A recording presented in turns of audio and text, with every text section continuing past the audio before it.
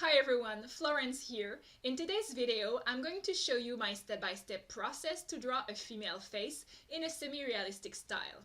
But just before we get started, make sure to hit the subscribe button so you'll be aware of the next videos. Alright, so if you want to draw a face, first thing first, you need to have some guidelines. I always start my drawings with a circle, and then a vertical line, followed by an horizontal line.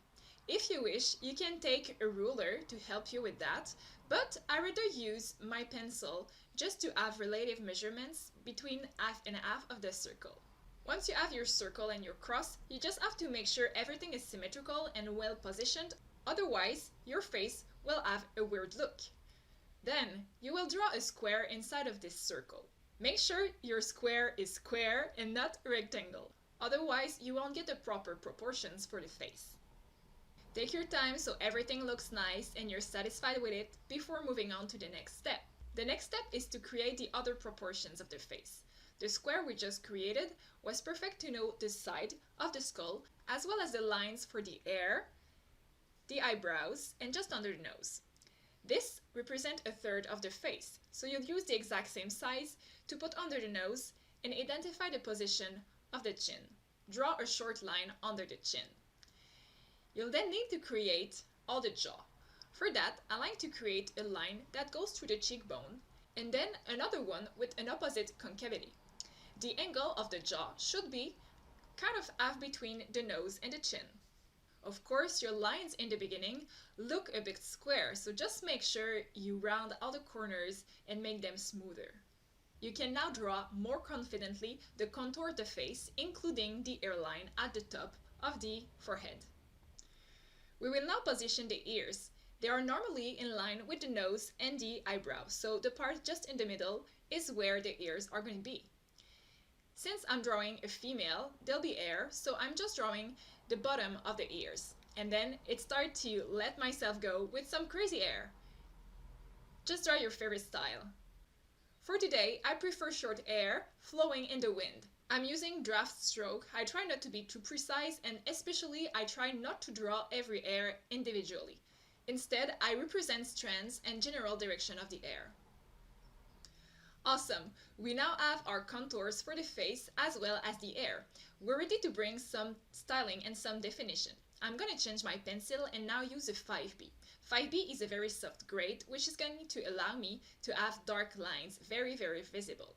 Since my style is semi-realistic, I do not put too much details in the hair. Instead, I prefer to have some angles and feel they are like in paper. But it's my style. Now it gets interesting. We're ready to position every facial feature in the face. This step is very important for the following ones. First, I verify I'm still centered. I would not like to draw the nose somewhere else than in the middle of the face. So I make sure to measure with my pencil to the left and to the right so everything is still very symmetrical. I draw an oval right in the middle of the face at the junction of the central line and the middle line. I draw another oval between the bottom of the nose and the chin, which is going to represent the position of the mouth. Then the position of the eye is a little more complex. I draw a guide every side of the nose, which is going to indicate where the eye starts. And then something very important to know is that the nose is generally the same exact length that the eye. So this way I can have the right size for all of those three elements, the left eye, the nose, and the right eye. In proportion with the height of the face, the eyes are generally right in the middle. So you take the top of the skull and the bottom of the chin and you cut in the middle, and that's the eye line, which is just a little bit under the eyebrow line. To better position the eyes, I draw two ovals a little bit angled. This way I'll be ready for the next steps. Good job guys! We draw the full contours of the face as well as the position of every facial feature. Now it's time to draw every of them in more details. But just before that, if you'd like to draw a full portrait with me in real time, please have a look in the description below. You'll have a link to register to a workshop where we're going to use the same method as today to draw a portrait in real time.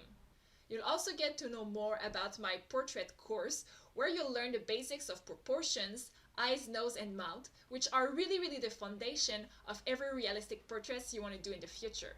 But let's continue. The first feature I draw is always the nose. Why? Because it's right in the middle, and I'm going to position every other feature in relation to it. For the nose, I draw generally 3 circles, one for the middle and 2 other ones for the sides. This helps me very clearly to position the nostril, and for that I'm changing my pencil. I'm now using a mechanical pencil because it allows me to be more precise in every stroke. When I draw, I also use my eraser to sculpt the lines. Once the nose is done, I'm moving forward with the mouth. Generally speaking, the bottom of the lip is right in the middle between the nose and the chin.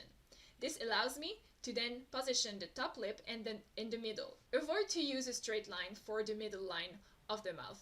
Instead, it has much more relief like this. I also avoid to draw strong contours around the mouth. I try to go lightly and just put some guides so later I'll be able to cover the lips with some shading. Fantastic!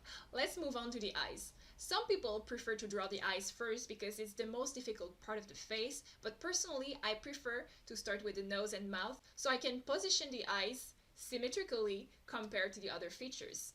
That's my preference. By chance, we already have a vague positioning for the eyes. So right now, I'm just tracing a contour.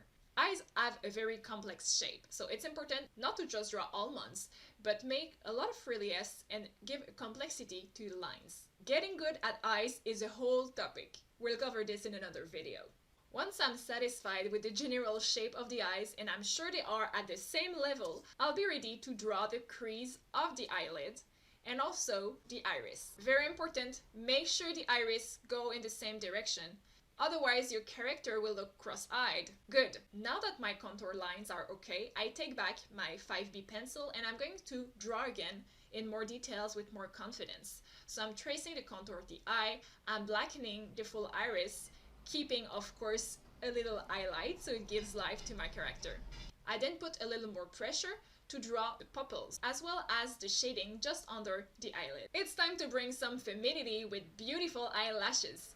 Since I'm in a semi-realistic style, I will not draw too many eyelashes, and I'll go with, 4 or 5 on the top, 4 or 5 at the bottom, and I just create big strokes, very visible.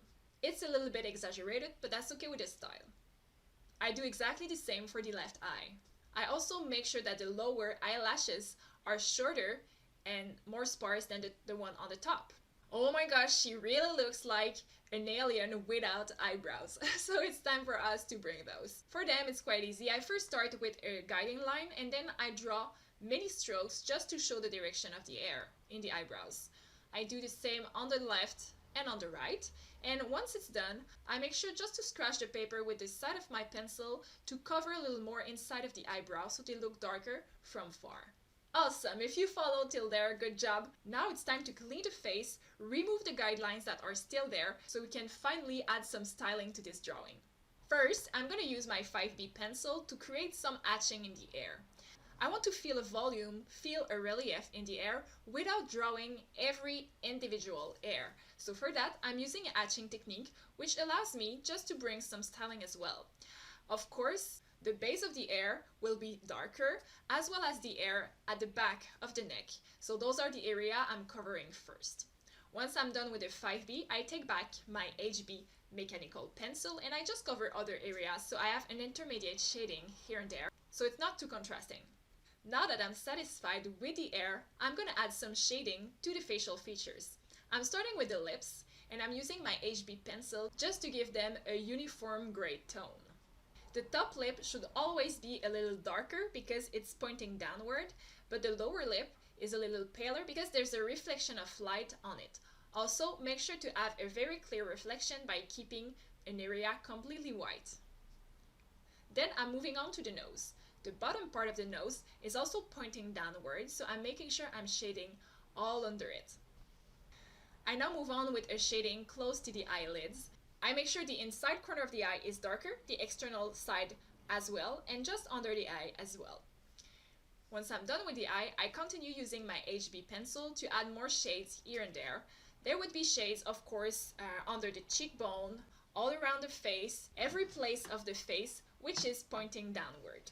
I also make sure to add some shading in the neck. For the rest of the drawing, it's just a matter of preference. If I want to continue for a longer time or if I'm satisfied with the result. So I continue shading here and there until I have no more idea.